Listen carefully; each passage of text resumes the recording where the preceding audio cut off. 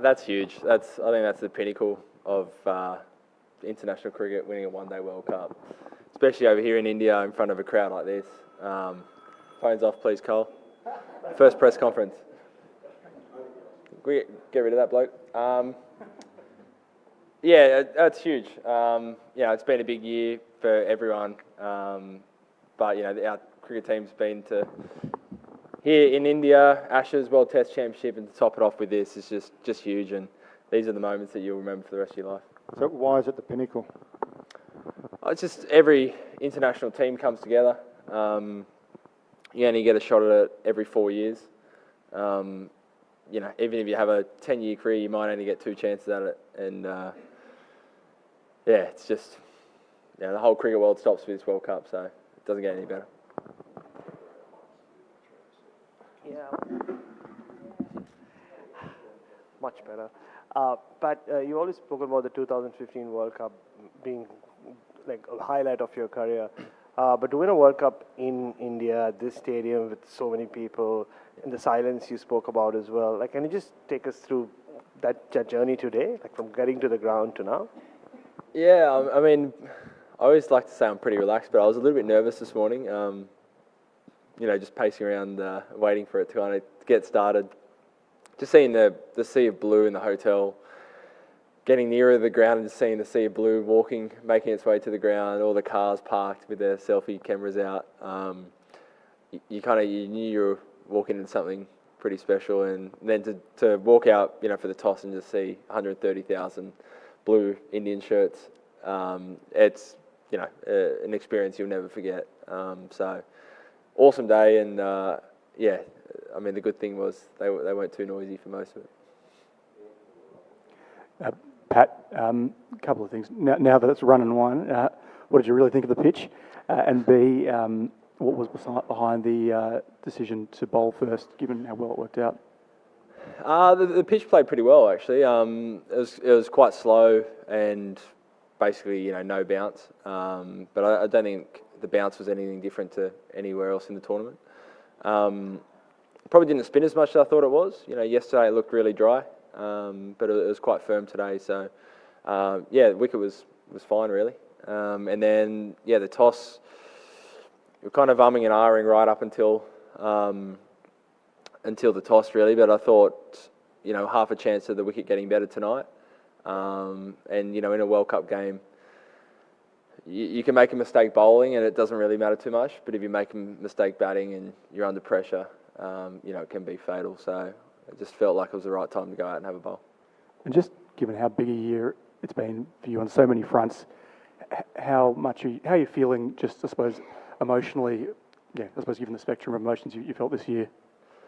Yeah, I mean at this moment just incredibly proud really of the year we've had. I've obviously had a really big year. I know my family at home is watching, just got a message from Dad saying he's had a lot of 4 a.m. wake up, or not going to bed till 4 a.m. So he's as pumped as anything. You sacrifice a lot to play for Australia, and everyone in the team has, and we've spent a lot of this year away. But to be, we do it for these moments. And my wife and 2-year-olds probably asleep, hopefully asleep. But they're all pumped. They do the journey with us. So everyone's got their own story, but there's a lot of proud people out there in our team.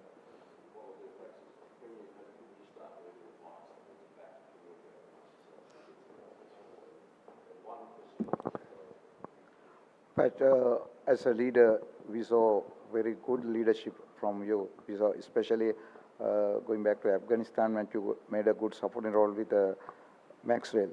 How do you feel about your leadership throughout the tournament, and how do you rate Travis Head innings today? Trev Head was phenomenal. I think I said it on stage.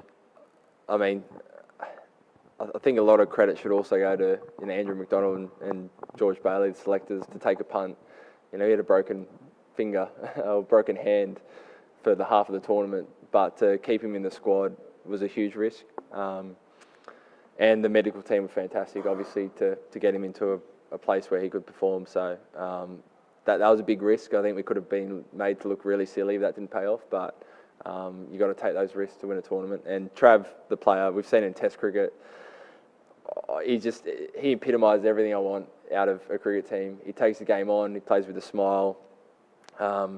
He just puts the pressure right back onto the opposition, and he's just great fun to be around. So I couldn't be happier for Trav. Yeah. Thanks. Pat, as Australians, you give a lot of emphasis to Test cricket and also Ashes. As a captain, you have won the World Test Championship. As a captain, you have won this World Cup. Which is the best moment, or it will come when you beat England in Ashes? England Ashes. This is, no doubt, a World Test Championship was huge. Like, again, another 2-year campaign. But, yeah, an ODI World Cup, it's just the rich history, I think. And to come over to a place like India, where the conditions are so different to back home, it's pretty grueling. 11 games in whatever it was, 5-6 weeks. But yeah, the way the group stuck together and got through it, and holding the medal that's the pinnacle. Pat, you touched on Trav there. Can you just kind of take us inside the humming and ahhing about whether you would pick him? Like, did you ever think you might leave him out? And on a similar front with Marnus, you guys left him out of an 18-man squad or whatever it was a few months ago. Can you kind of take us inside that too? Yeah, probably start with the Marnus one. We wanted to be pretty brave this World Cup. We didn't want to kind of limp into the semi-finals. We wanted to be the team that could score 400. And you saw that the way we kind of shaped up with Trav, Warner, and then and having Marshy at number 3. We wanted to be really aggressive, and then a couple of our all-rounders are obviously aggressive to finish off the innings. So we would rather fail that way. But then Marnus just showed his class, and in South Africa you had to pick him. He was fantastic, and he was playing a different style to probably what he did for the first start of his ODI career, and it was paying off. And we know he's a gun, so you had to try and find room for him. And then the Trav Head one was, we thought his World Cup was straight over. It wasn't until I think it was about the next night afterwards where Ronnie came up to me. He's like, "Haven't slept all last night. I think we're going to keep him. We're going to take the risk. He might be right for the Netherlands, and then if we're going to make the finals and we want to win the World Cup, I think he needs to be there for the finals." So it was his idea, and again, great work by the medical team, and it means you probably don't have the second spinner in your squad, which is a risk, but obviously paid off. Just on today's game, when you got Virat out, is that about as sweet a moment as you've had on a cricket field? Yeah, I think so, yeah. We did take a second in the huddle just to acknowledge the silence that was going around the crowd. It just felt like it was one of those days where it was all made for him to score another 100 like he normally does, and that was satisfying. Pat, you'll remember you went to see Bruce Springsteen, I think, during the Ashes, right at the start of the summer, to prepare for one of the days of the Ashes. What was last night's preparation?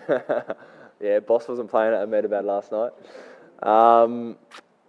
What did we do last night? Very chilled. We had a team meeting, and then a few of the boys sat around, had dinner, and then played about half an hour of Call of Duty. That's about my limit, and then I hop off and let the real boys go and get a few wins. Pat, as a World Cup winning captain, what will be your suggestion to the men who matter about the format, about this format, the ODI format, the future of ODI format? Yeah, it's hard to say. I must say, maybe because we won, but I did fall in love with ODI again this World Cup. I think the scenario where every game really matters. It does mean a bit different to just a bilateral. So, I don't know. The World Cup's got such a rich history. I'm sure it's going to be around for a long time. And there's so many wonderful games, so many wonderful stories within this last couple of months. So, don't know. I think there's definitely a place. Pete, congratulations first of all. And when Alan Border won the first World Cup for Australia and India in 1987, the Australian players were not well versed with Indian spinner-friendly wickets. As of now, almost every Australian player is playing in IPL. So do you think that it helps to know, to be very well acquainted with the nature and mood of the Indian wickets, especially the spinning friendly wickets? Does it help? Yeah, it does help. I mean, in white ball cricket, you still don't get spinning wickets all that often, particularly in IPL, but for sure it helps. I think I've said it a few times. We've pretty much everyone in our 11's probably played more white ball cricket in India in the last 5 or 10 years than we have in Australia, so no doubt that helps. Yeah.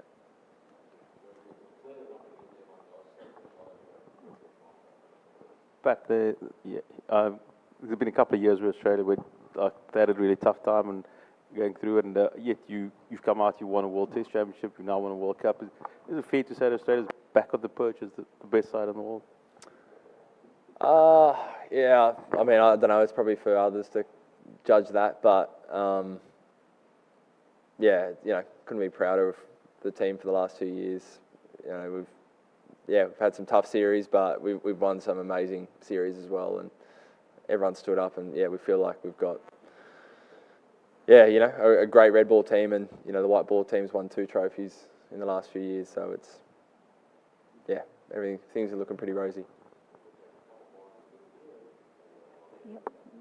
Captain, I just wanted to know the making of a champion team. You've been involved with this team for a long time. How has it been? How tough is it to go out there and do the job every time? I mean, it's really tough because you're playing against the best teams in the world, and every team wants to achieve the same thing. So, it's really tough. I always keep saying about our team, we've got a lot of experience, and we've got many different characters, which is great. You want that in a team, but everyone buys in. Everyone does what the team needs. Everyone's there to look after each other, and I think that's something that's contributed to a few of our successes over the years. Yeah. Skipper, what was the thinking behind giving short spells to your bowlers, all 7 bowlers, except you who bowled 5 overs, 1 long spell? All of the bowlers bowled either 1 over spell or 2 over spell. What was the thinking behind that? Yeah, it's, in say Test cricket, when you're trying to find a wicket, you might change some fielders and some bowling plans. Feels like in one-day cricket you don't have as many options, so we thought maybe the way to upset the rhythm rather than setting some wacky fields is to just go 1 over spells. So seemed to kind of take them an over to settle in, so we just kept going and tried pretty much everyone there for an over, and everyone did a great job, and it makes kind of sequencing in the back 10 overs a little bit easier as well when you've got plenty of resources to draw on.